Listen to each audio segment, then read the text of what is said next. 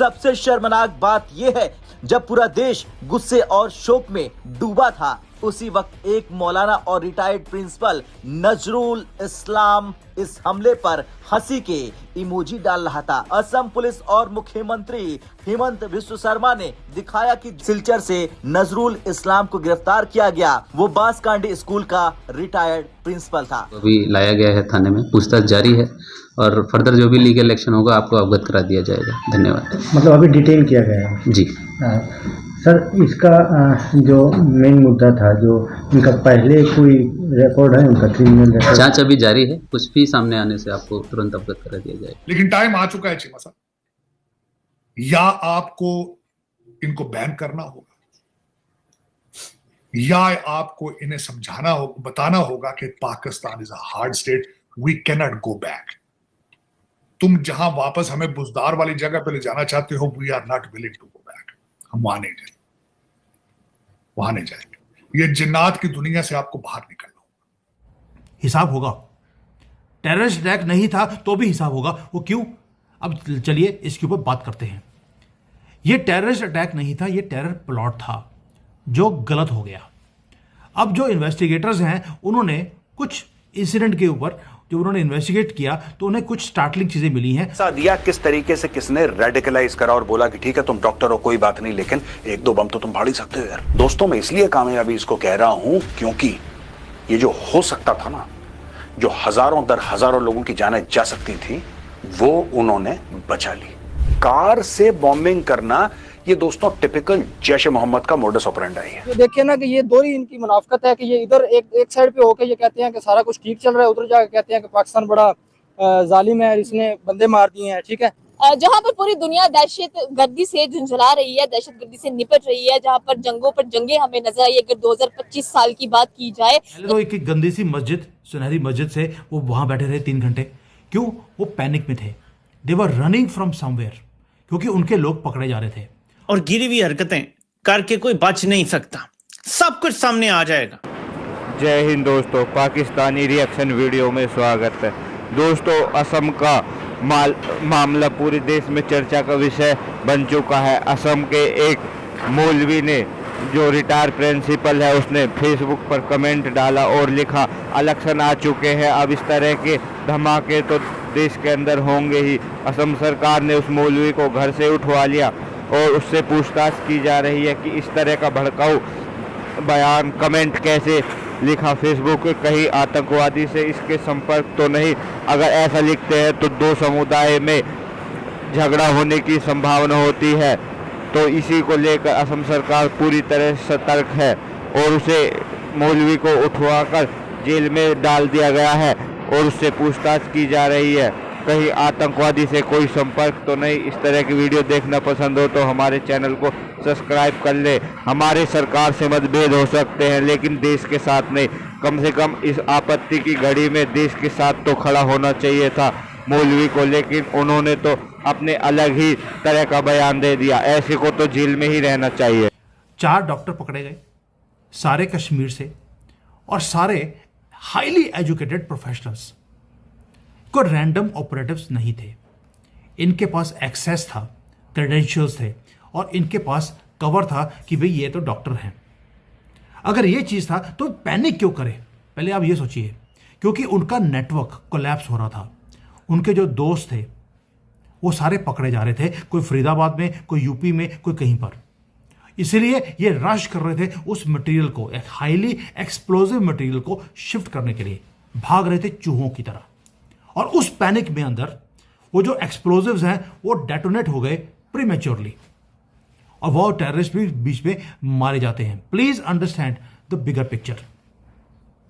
ये एक isolated incident दिख रहा है लेकिन ये आइसोलेटेड इंसिडेंट नहीं है। इन्वेस्टिगेटर्स ने अभी एक और देखा कि जो जैश ए मोहम्मद है उनके कनेक्शंस थे इन लोगों के साथ। इनको ट्रेनिंग ऑनलाइन मिल रही थी, इंस्ट्रक्शंस ऑनलाइन मिल रही थी इनको। टेरर मॉड्यूल जो है वो प्लान कर रहा था सीरियल ब्लास्ट पूरे दिल्ली के अंदर। टारगेट एक ही था कि जो ऑपरेशन सिंदूर है, जहां पर इनकी नाक कटी है पाकिस्तान की, उसका बदला इन्होंने भारत से लेना है। डायरेक्टली ले नहीं सकते तो इन कॉकरोचों को लगा दिया इस काम के ऊपर, सिर्फ रिटेलिएशन। और स्केल क्या था? आप सोच के देखिए, 3 टन के एक्सप्लोजिव्स उसको लेके जाया गया है वहां पर जहां पर लेकर जा रहे हैं वो मुस्लिम एरिया के अंदर डीपली कोई ना कोई मस्जिद होगी, और क्योंकि इनका प्लान है हमेशा ही मस्जिद में, मदरसा में या स्कूल कॉलेजेस में। अब इन्होंने फैक्ट्रियां लगा ली हैं हमास स्टाइल में, और हमास के जानवर पाए गए हैं पाकिस्तान में इनको ट्रेनिंग देते हुए। इन्होंने वही स्ट्रेटजी जो इन्होंने गाजा में करी थी वो अब भारत में कर रहे हैं। मस्जिद के एरिया में आप जा नहीं सकते, इसलिए गाड़ी भी मस्जिद में पार्क करी गई। और प्लान क्या था, वहां पर जब इतना सा 3 टन तो ये लेके जा रहा है छोटी सी गाड़ी में, और कितना गया होगा, वो सारा इकट्ठा करने के बाद, बॉम्ब्स बनाने के बाद मास डेवस्टेशन करनी है मल्टीपल लोकेशंस पे। ये प्लान तो सामने आ गया, वेपन्स रिकवर करे गए हैं, इनके जो प्लान्स हैं वो भी सामने आ गए, ब्लूप्रिंट सामने आ गए हैं। अब क्रिटिकल क्वेश्चन ये है कि ये जो सेल्स हैं और कितने हैं, ये जो मॉड्यूल है आपने कुछ तो पकड़ लिए जो, लेकिन इनके जो ऑपरेशंस हैं अब डीप कवर में उन्होंने काम करना शुरू कर दिया। डॉक्टर्स, प्रोफेशनल्स, पीपल जिनके रिकॉर्ड क्लीन है, इनको इन्होंने लगाया है इस काम के ऊपर। जो सोफिस्टिकेशन है काम करने की वो अलार्मिंग है। टेरर नेटवर्क पूरा इवॉल्व हो चुका है, इन्होंने नई स्ट्रेटजीज को CIA स्टाइल में काम करना शुरू कर दिया। अब ये रिक्रूट कर रहे हैं बच्चों को, बीवियों को, बीवी तो इनकी होती नहीं, इनकी अपनी लड़की होती है जिसको ये बीवी बना लेते हैं, तो उनको भी इन्होंने एजुकेटेड प्रोफेशनल्स को और लड़कियों को इन्होंने रिक्रूट करना शुरू कर दिया। ये वो लोग हैं जो बड़े आसानी से मूव कर सकते हैं एक जगह से दूसरे जगह पर, और जो ट्रेडिशनल एक टेररिस्ट की प्रोफाइल होती है उसके अंदर इनका नाम नहीं आता है, और इनकी जो एक्टिविटीज हैं यही प्रोफेशनल्स की वो बढ़नी शुरू हो गई हैं। आप सोच के देखिए प्लान, पहले जो हमारा दिल्ली का एयरपोर्ट है उसकी एविएशन की सिक्योरिटी के अंदर इन्फिल्ट्रेट किया गया, वहां पे स्पूफिंग की गई और सारी फ्लाइट्स को डाइवर्ट करना पड़ा। उसके बाद इनके ऑपरेटिव्स पकड़े जाते हैं मल्टीपल सिटीज में, और इंटेलिजेंस एजेंसीज बताती हैं कि ये बहुत कोऑर्डिनेटेड प्लान है पूरे भारत को दहलाने का, इसलिए क्योंकि इनका प्रिय पाकिस्तान जिसके नाम पर ये नाचते हैं उसकी वाट लग रही है दिन रात। और CCS की मीटिंग में दिल्ली यानी कि लाल किले पर जो टेरर अटैक हुआ, मतलब टू बी प्रिसाइज उसके पास जो ये कार में ब्लास्ट हुआ उसको CCS ने टेरर अटैक घोषित कर दिया है। और इसका मतलब हमें समझने की आवश्यकता है कि अगर, क्योंकि अब तक ऑफिशियली सरकार ने इसको टेररिस्ट अटैक घोषित नहीं किया था, लेकिन अब ये घोषित हो गया है। और NIA ने अपनी जांच में जो व्हाइट कॉलर टेरर मॉड्यूल है उसकी भी जांच और उस पे भी कई सारी चीजें हाईलाइट की हैं, जिसमें समझ में आ रहा है कि किस तरह से डॉक्टर्स जो व्हाइट कॉलर और एक नोबेल प्रोफेशन होता है उसमें लोगों को टारगेट करके किस तरह से रेडिकलाइज करके ये पूरा मॉड्यूल चलाया जा रहा है। उस पे NIA जांच करना शुरू कर दिया है NIA ने। और प्रधानमंत्री मोदी ने आते ही LNJP हॉस्पिटल में सभी घायलों से मुलाकात की और जो भी लोग हैं वहां पर, और इस पूरे मामले पर वो कार्रवाई के लिए और काम करने के लिए वो और उनकी पूरी टीम जुट गई है। उमेश जी हमारे साथ है और आप सब ऑफ कोर्स इस पूरे मामले पर चर्चा करेंगे और समझेंगे आखिर इसके बाद आगे हम क्या उम्मीद कर सकते हैं, क्या ऑपरेशन सिंदूर 2.0 हो सकता है, भारत कोई बड़ी कार्रवाई कर सकता है, क्योंकि अगर भारत ने ये टेरर अटैक घोषित किया है ऑफिशियली तो इसके क्या मतलब निकलते हैं। उमेश जी बहुत स्वागत है आपका, जय हिंद, नमस्कार। जय सिया राम अंबर जी। जय सिया राम। उमेश जी, CCS ने ये घोषित कर दिया है फाइनली ऑफिशियली कि दिल्ली जो लाल किले के पास हमला हुआ, आतंकी हमला, उसको ऑफिशियली आतंकी हमला घोषित कर दिया गया है।